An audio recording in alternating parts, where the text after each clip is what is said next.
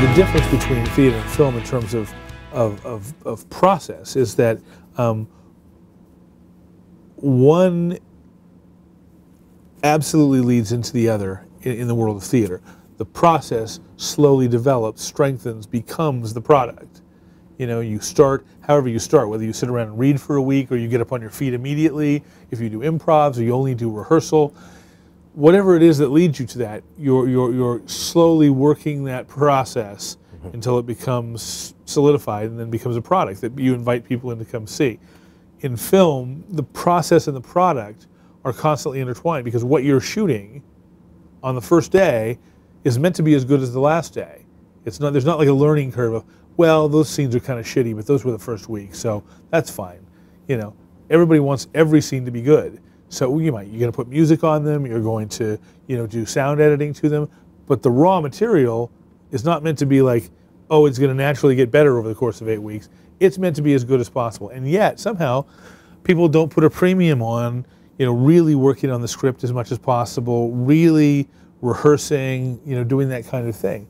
I rehearse as much as I can get from anybody. Anybody who will afford me an extra day of rehearsal is great. Anybody who will give me an extra chance to read it again and hear what it sounds like, that's what I look for. But in film, it does get hard sometimes.